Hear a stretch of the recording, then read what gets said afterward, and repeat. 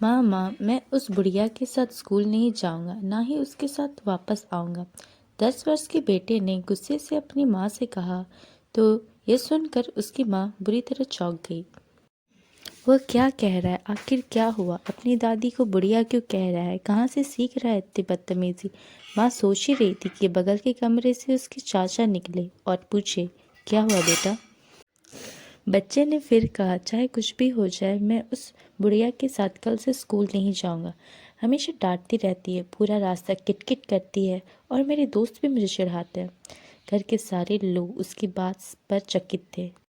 हालांकि घर में बहुत सारे लोग थे, माँ, पिताजी, 2 चाचा और चाची, एक बुआ, दादाजी और नौकर भी। फिर भी बच्चे की स्कूल छोड़ने की जिम्मेदारी उसकी दादी को ही थी। पैरों में दर्द के साथ साथ शुगर भी था, पर पोते के प्रेम में कभी शिकायत नहीं करती थी। बहुत प्यार करती थी उसको, अपनी जान से ज़्यादा, क्योंकि घर का पहला पोता था। पर आज अचानक बेटे के मुंह से उनके लिए ऐसे शब्द सुनकर सबको बहुत आश्चर्य हो रहा था।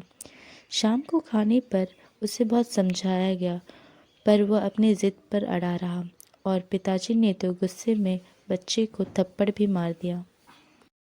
तब सबने तय किया कि कल से उसे स्कूल छोड़ने और लेने उसकी दादी नहीं जाएगी। अगले दिन से कोई और उसे लेने और ले जाने जाएगा। पर उसकी माँ का मन अब भी विचलित था कि आखिर बच्चे ने ऐसा क्यों किया।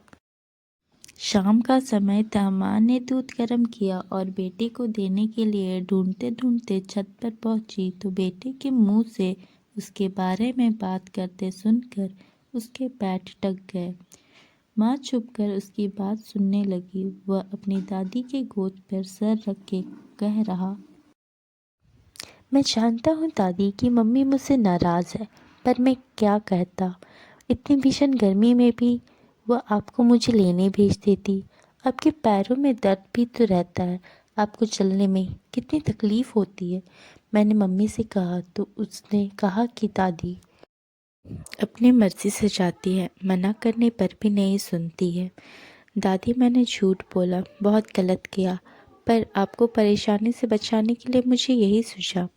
आप मम्मी को बोल दो ना कि वो मुझे माफ़ कर दे। वह कहता जा रहा था। उसकी बातें सुन माँ का पैर तथा मन सुन पड़ गया।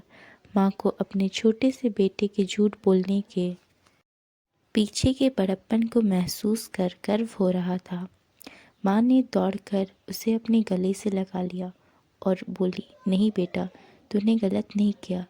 हम सभी पढ़े लिखे नासमझों को समझाने का यही तरीका था। धन्यवाद मेरे लाल।